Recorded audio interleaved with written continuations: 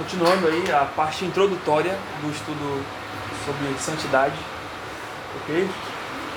Nós vimos na semana passada sobre a relação da doutrina da santificação com as outras doutrinas da redenção. Falamos que a doutrina da santificação ela está dentro ali das doutrinas da redenção e a gente fez uma relação com elas, né? Como que a doutrina da santificação está ligada às outras doutrinas, certo? E hoje a gente vai trabalhar sobre a diferença entre salvação e santificação. Que essa eu creio que, claro, para nós é uma questão bem definida, bem entendida, mas ocorre que para muitas pessoas ou muitos grupos religiosos por aí, eles entendem um pouco diferente essa questão de salvação e santificação. Por isso que é bom a gente frisar isso daqui, até porque para numa necessidade, numa conversa, numa oportunidade que você tiver também, você pode trazer essa doutrina, trazer essa explicação que nós vamos ver hoje, e os versículos bíblicos que atestam essa diferença. Há uma diferença entre salvação e santificação, ok? Então pode passar. Então, como falamos, devemos fazer essa distinção entre o que é salvação e o que é santificação, porque há muitas igrejas ditas aí como cristãs que fazem uma verdadeira confusão sobre o que é salvação e santificação, ao ponto de até mesmo entenderem que não há qualquer distinção. Salvação e santificação é a mesma coisa. A santificação para eles, muitos deles, é o processo pelo qual vamos ser salvos, né? E na verdade é a salvação que não é um processo, mas é um ato em que somos salvos, e a santificação é o meio pelo qual nós nos tornamos a imagem de Cristo, que a gente vai ver depois num conceito a respeito do que é santificação. Então, grupos religiosos que estão pregando uma vida de santidade às pessoas que não foram transformadas em novas criaturas e novos homens pela cruz de Jesus Cristo. E, de uma maneira ou outra, eles estão pregando essa vida de santidade, mas sem passar pelo processo de transformação. Então, vira e mexe, eu estou vendo alguns anúncios na internet de igrejas ou de pastores que estão dando curso em que falam a respeito de como você pode tornar um visitante, um membro da sua igreja, né? E, obviamente, olhando, se for crendo o que nós cremos, como é que um visitante ele se tornará um membro da nossa igreja? Como? Primeiramente, salvação, certo? Obviamente. Não tem como ser membro da nossa igreja se ele não passar pelo processo da cruz, ok? Óbvio. Mas a maneira como foi colocado ali, que eu vi, era uma maneira muito assim, olha, eu vou te ensinar os passos aqui para você trazer a pessoa que é um visitante, né, alcançar essa pessoa para se tornar membro da sua igreja. E nesse processo, há um processo de capacitação, há um processo... Aí eles vão falando um monte de processo, e aí eu fiquei olhando assim, mas cadê a conversão aqui, né? Cadê a conversão? Não tem conversão. É só o quê? É um programa, né, de regras, em que você segue isso, você faz isso, você, né, sei lá, cria um monte de coisa lá para que você consiga ser membro daquela igreja, e aí você é considerado como um salvo. Você é considerado como alguém que é um filho de Deus, certo? Só porque você seguiu os passos ali do que tinha que fazer para se tornar um membro. Então isso, de uma maneira ou outra, é uma imposição de regras das pessoas, ok? Vamos dizer assim, sobre o que é santo, entre aspas, sobre o que é certo a se fazer e o que não é certo, ou o que é errado, né? O que não é não santo, que não se deve fazer com o objetivo de agradar, entre aspas, a Deus, para serem aceitas, né? Ou salvas, entre aspas, o que a gente poderia dizer, por Ele, e isso seria obras para a salvação, ok? Então, de uma forma bem sutil, isso não só nas igrejas pentecostais, mas nessas igrejas assim, da linha mais churches, né? Igrejas mais dessa... Eu estou vendo essa tendência também, de que, olha, você pode chegar na nossa igreja, você vai ouvindo a palavra aqui e tal, e a partir do tempo Não há um momento em que a pessoa é salva. Não há um momento em que ocorre uma transformação. Tudo é um processo. Vai tendo um processo de purificação na sua vida, né? E essa purificação vai levando a que você realmente alcance a salvação. Então essas igrejas, elas têm que, primeiramente, tirar esse evangelho de cruz, tirar esse evangelho de sofrimento, de sacrifício, né? Tem que tirar a palavra pecado, tem que começar a remover aquilo que é vital para poder vender aquilo que eles querem, que é o quê? Fazer número. É encher e mostrar, olha, como esse ministério aqui é grande, olha, como aquele ministério ali é maravilhoso, olha, Deus está fazendo coisas grandes naquele lugar e não está fazendo nada. É só coisa de homem. E que tem muita, acho que eu conversei até com alguns irmãos esses dias, e que tem muita hipnose. Tem muito mindset, né? Tem muita neurolinguística, que vai trabalhando na mentalidade da pessoa, na mente, e vai como se fosse uma hipnose mesmo, e mantendo aquelas pessoas ali, e sempre criando coisas novas, para manter aquela pessoa ali, entendeu? Então, até eu estava vendo esses dias aí, uma pesquisa em que foi perguntado lá nos Estados Unidos para jovens que não eram cristãos, qual tipo de igreja eles gostariam de frequentar se caso eles viessem a ser cristãos.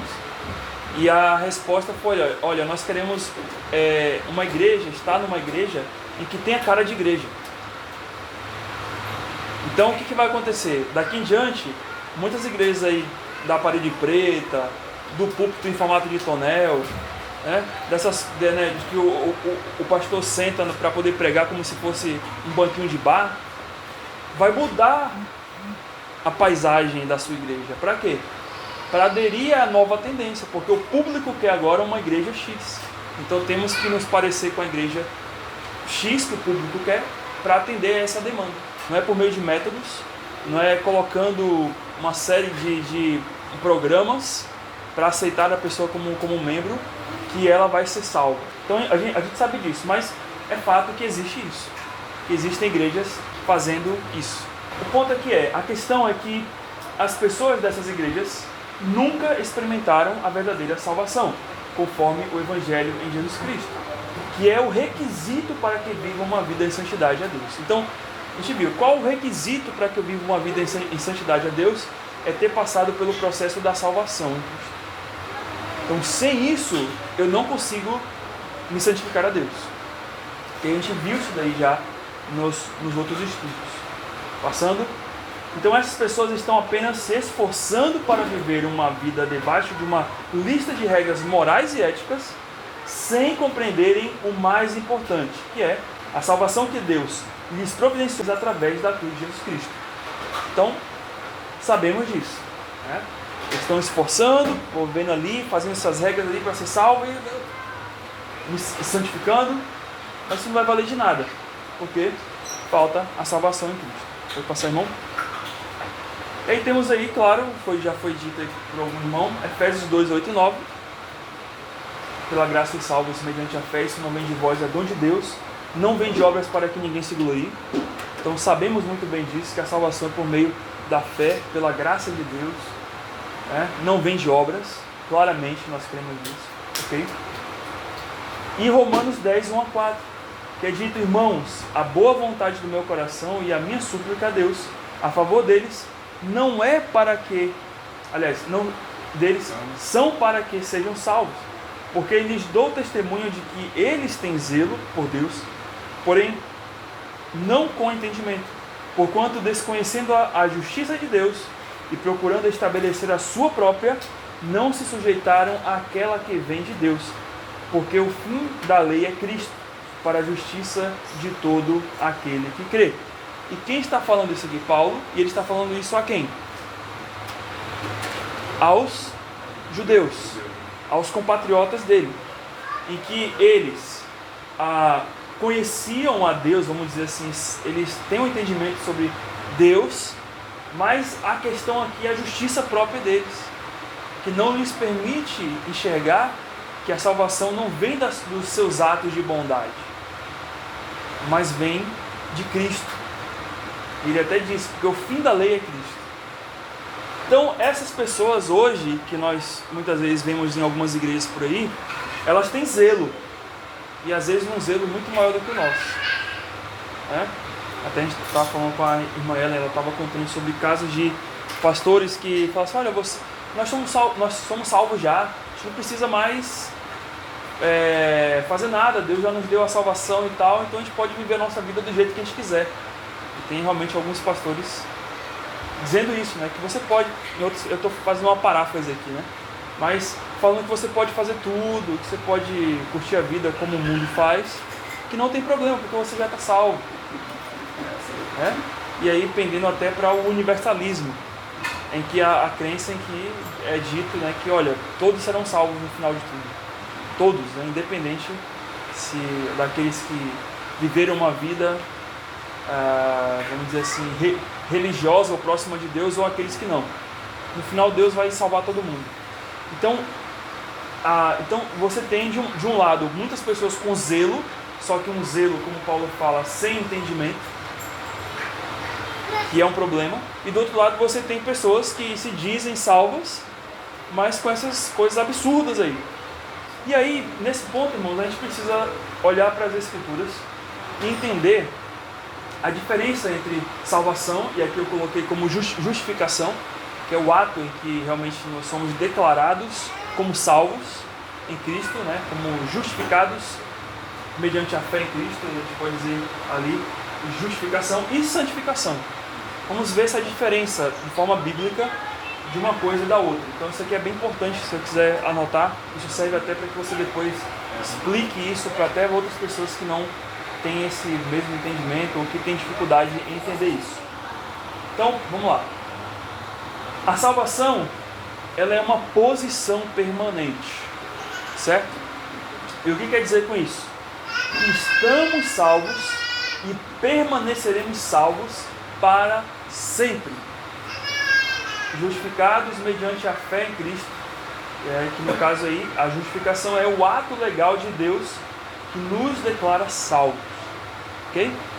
Então, nós temos que entender que a salvação, ela é uma posição permanente. Ou seja, eu fui salvo, eu não estou sendo salvo. Certo? E eu permaneço salvo. Não existe a possibilidade de dizer assim, olha, rapaz, hoje eu acordei e não sou salvo mais. Não tem essa possibilidade. E aí pelo menos eu coloquei dois versículos, que são dois versículos bem diretos, bem claros, a respeito dessa posição permanente. Aí eu gostaria que o irmão pudesse ler Romanos 5:1. Justificados, pois, mediante a fé, temos paz com Deus, por meio de nosso Senhor Jesus Cristo. Muito bem. O que é dito aí?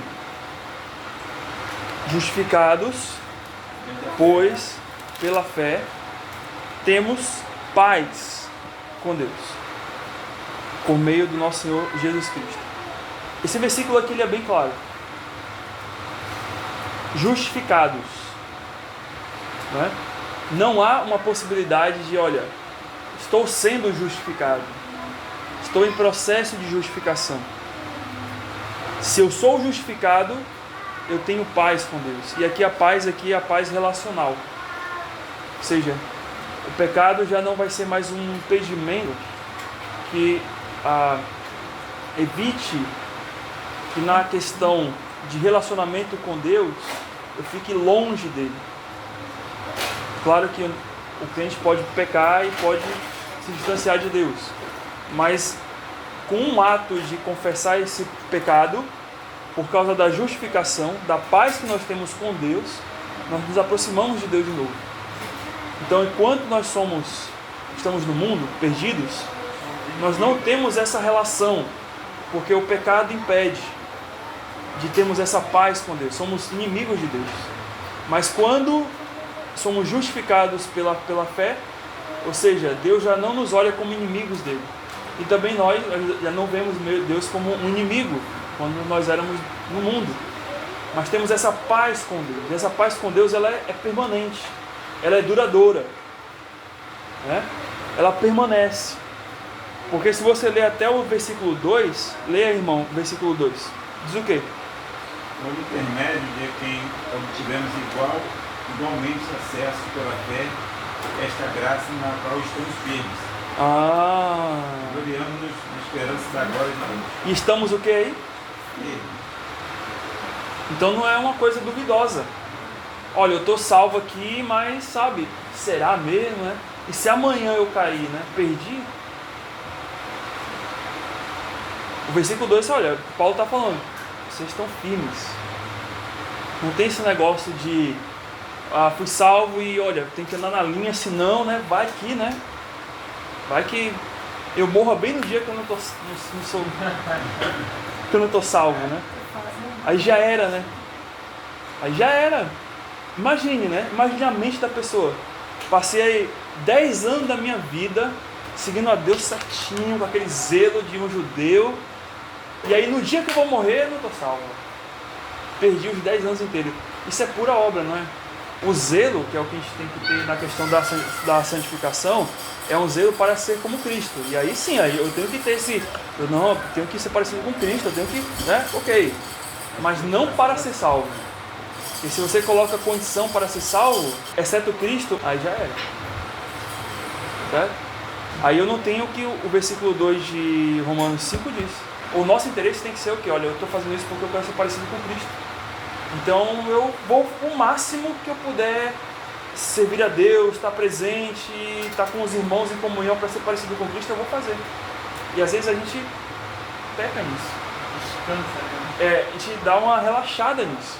Entendeu? É esse ponto que eu queria que vocês pegassem. É como o mundo. Você vai olhar lá para uma equipe de futebol, uma torcida. Você vê os caras da torcida, eles se empenham ali para fazer aquelas bandeiras, para poder fazer aqueles mosaicos, né?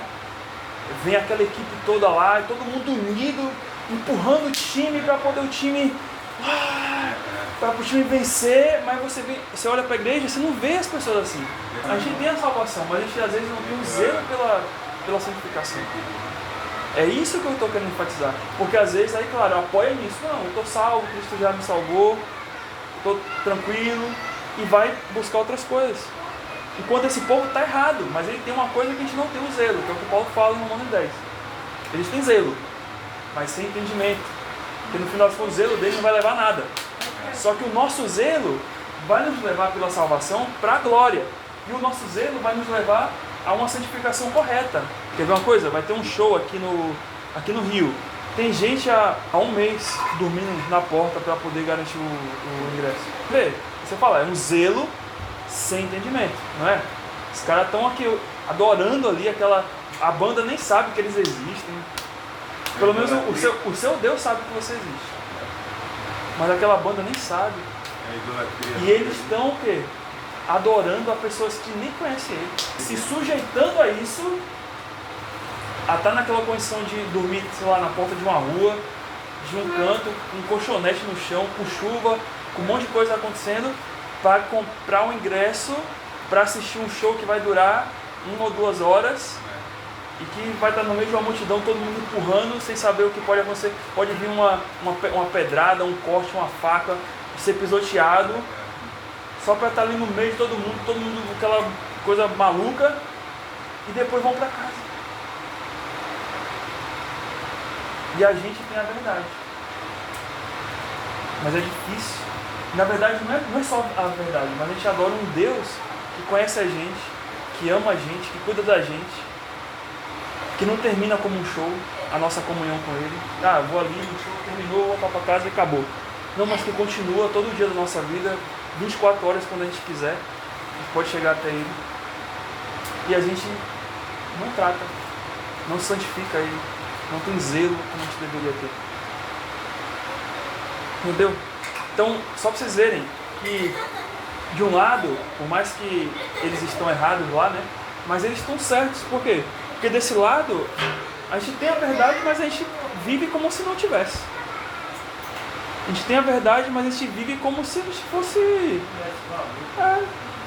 Não, Cristo morreu por mim, maravilha, ótimo, que bom. Mas assim, deixa eu me preocupar com as coisas dessa vida aqui, peraí. Enquanto que ele mesmo falou em Mateus 6,33, buscai, pois, em primeiro lugar, o reino de Deus e a sua justiça, e as demais coisas serão acrescentadas. E o que é buscar o reino de Deus se não santificar? Como é que você vai morar com Deus? Normalmente você lê lá em Hebreus, né? Sem santificação não veremos o Senhor. A ideia é, claro, nós vamos ver o Senhor de uma maneira ou outra, somos salvos, né? Claro, mais santos ou menos santos, tudo bem. Mas a questão é que precisamos ser santos, sabe? A santificação, ela é um preparo para a gente poder habitar no céu também. Começa aqui. Quem sabe que plenamente vai ser na glorificação que seremos santos e realmente livres da presença do pecado. Mas começa aqui hoje. Esse preparo. Não para ser salvo, né? Mas para morar com o Senhor no céu. Porque já somos salvos. Mas esse processo de tirar o velho homem, de revestir-se do novo, de fazer morrer a velha criatura, viver a nova criatura, é um processo que vai nos levando mais para próximo de Deus. E às vezes a gente peca nisso, não ser zeloso. Então, é para a gente vigiar. Por quê? Porque o dedo que vai, né, volta também, né?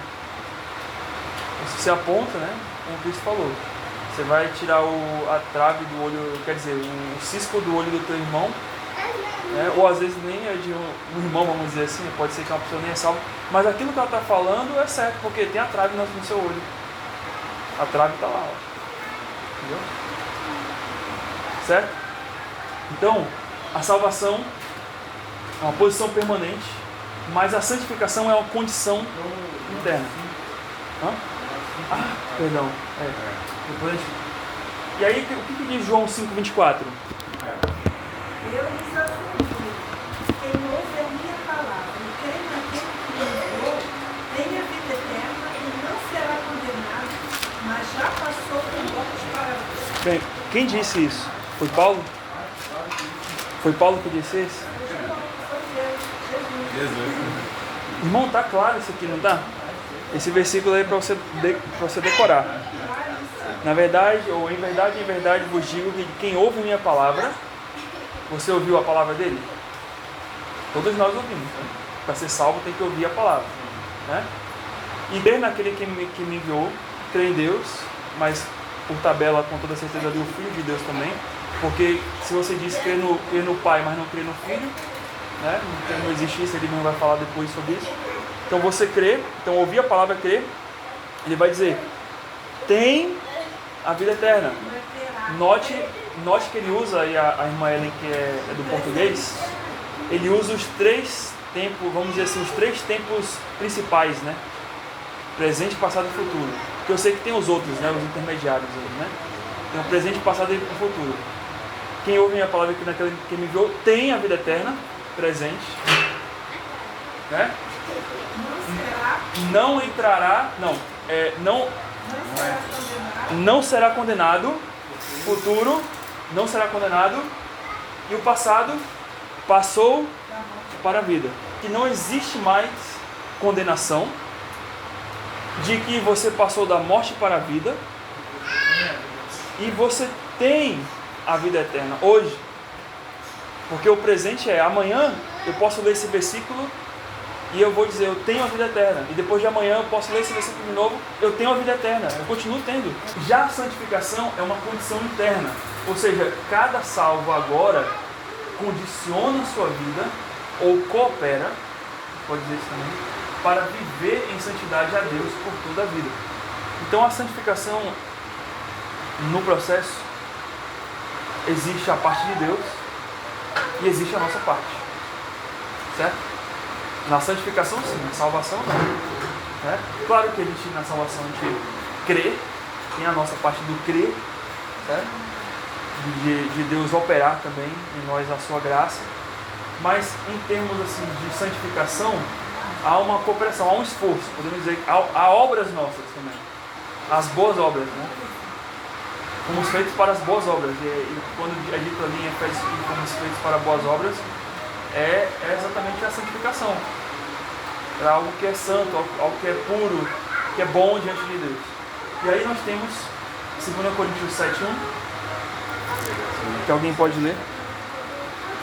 2 Coríntios 7, nos diz: tendo, pois, ó amado, tais promessas, purifiquemos-nos de toda a impureza, tanto da carne como do espírito, aperfeiçoando a nossa santidade no temor de Deus. Tudo bem. Então há uma ordem aqui, não é? Purifiquemos, né? É isso, irmão? Ele diz aqui, ó: purifiquemos de toda imundícia da carne e do espírito, aperfeiçoando a santificação no temor de Deus. Carne e espírito aqui diz respeito a algo das coisas materiais, né? Com as coisas materiais, a purificação de coisas materiais também que fazem mal, e também espirituais, o coração, sentimentos, vontades, certo? Ele fala aperfeiçoando a santificação no temor a Deus, o temor de Deus. Então há uma ação nossa, mas há também uma ação que é de Deus. 1 Pedro 1, 15 e 16. E o que diz lá?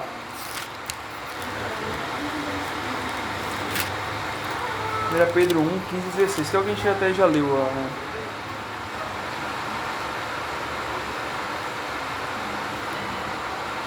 Mas assim como é santo aquele que está bom, sejam santos vocês também em tudo o que fizerem. Pois está escrito: sejam santos porque eu sou santo. Então, ao passo que Deus nos chama para ser santos, Ele mesmo é o nosso modelo. E Ele mesmo nos ensina a como podemos ser santos como Ele. Obviamente, a questão aqui de santidade que Deus nos chama não é uma santidade que seremos iguais a Ele do ponto de vista de santidade, né? Aqui, nesse vídeo, né? Olha, você vai ser santo a um nível que você não vai pecar mais aqui. Não. Mas é na ideia de que o caráter dele, da maneira de viver, ou vamos dizer assim, como ele é, em santidade nós seremos aqui. Ele ajuda, ele coopera nesse sentido. Se a gente olhar um outro versículo, que é 2 Pedro, versículos 1, aliás, capítulo 1, versículo 3, a gente vê mais claro a ação de Deus nesse sentido. Diz assim: visto como seu divino poder nos tem sido doadas tudo o que nos diz respeito à vida e à piedade, pelo conhecimento daquele que nos chamou para a sua glória e virtude. Então Deus fez o quê? Ele doou todas as coisas que nos conduzem à vida e à piedade, a um viver piedoso, que envolve a santificação.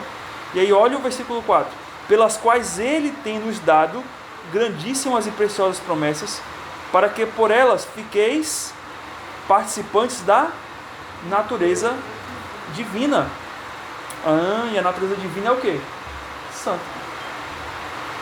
Então Ele doou grandíssimas e muito preciosas promessas, para que por elas fiqueis participantes. Ou seja, Ele quer compartilhar essa natureza divina com a gente, escapando da corrupção que pela concupiscência há no mundo. Então note que Deus, Ele está operando também em nós, Ele está nos dando meios, condições para a gente poder também ser santo. Então, se nós não estamos sendo santos, a culpa é nossa ou é de Deus? Nossa, certo? Então, no fundo, quando você ora assim: eu quero orar pela minha vida espiritual, geralmente a gente fala assim, né? Pastor, irmão, ora pela minha vida espiritual, para que Deus me dê mais calma, mais paciência, para que Deus, né? Aí a gente está orando para que Deus faça exatamente o que está aqui em 2 Pedro, né? Pedindo que Ele nos doe graça, misericórdia, para a gente poder entender o que tem que fazer. Só que aí o que Deus faz? Vem uma prova, né? Vem uma tentação, para que agora você exerça, né? Porque Ele vai te dar graça naquele momento. Ele vai te dar apoio, suporte. E você sabe isso porque você sente isso. Se não fosse a graça de Deus, a gente estava doido já. A gente já estava assim, descabelando, já estava ansioso, já estava frustrado, sem esperança. 2 Pedro 1, 5, 6 e 7. Por isso mesmo, empenhe-se para acrescentar à sua fé a virtude, Ao conhecimento, domínio próprio. Ao domínio próprio, há perseverança. A perseverança, a piedade. A piedade, a fraternidade. E a fraternidade, o amor. Então olha quantas coisas a santificação, que Deus, a vida de piedade que Deus nos concede, né, que vivamos e que Ele pede que também nos esforcemos a isso. Olha quantas coisas. E dentro delas está a perseverança, que é a paciência. Né? Então, pela santidade, a gente obtém o que ele diz aqui, né? A fé, isso desenvolve a nossa fé. Desenvolvendo a nossa fé desenvolve virtudes, qualidades, certo? A nossa fé, ela tem qualidades. Isso vai nos dar ciência, né? Que é conhecimento. Vai nos dar conhecimento, e o conhecimento aqui é prático, né? A gente vai ver o que Deus está fazendo. Olha, eu não só conheço como Jó, né? Eu não só conheço... mas eu conheço de ver. A gente tem que ver, a gente pode dizer como Jó, na nossa condição, que eu não conheço só o Deus que falou que ia prover. Eu conheço o Deus que proveu a igreja. Então isso é um conhecimento. E esse conhecimento vai me dar o quê? Temperança. Né? Que é o que a irmã falou, que é. Aí é um outro versículo, é uma outra palavra, né? Temperança, versículo 6. E a ciência e o conhecimento, o quê? Domínio próprio. Então, se eu conheço o que Deus está fazendo, na próxima situação complexa que eu viver, eu vou ter o domínio próprio de, olha, calma. A gente já não viu o que Deus fez ali? Né? A gente já não foi exercitado na fé? Então isso aqui também vai ser a mesma coisa. Então, calma. Paciência, né? E depois, ele vai falar depois a perseverança, né? Que aqui no meu está paciência. Então eu vou ficar mais paciente. E no fim de tudo, essa paciência vai me levar à piedade. E o viver piedoso vai me levar a um amor fraternal. Então eu vou ter mais paciência com as coisas, com as situações e com as pessoas também. Quando a gente cresce em santidade, é isso que a irmã falou. A gente não está pensando em crescer assim, vou ser mais santo para meu rosto ser igual ao de Moisés, né, quando desceu do monte. Né? Mas isso não quer dizer que você vai viver em santidade em momentos tranquilos. Você vai abrir a sua janela e vai ver um passarinho cantando, um feixe de raio do sol assim chegando, uma pomba passando na sua frente. Isso não é santidade. Isso daí é um aspecto que a gente tem de entender que santidade é isso. É como se fosse tudo algo pacífico, algo bom. Mas é luta. A santidade é o campo de batalha.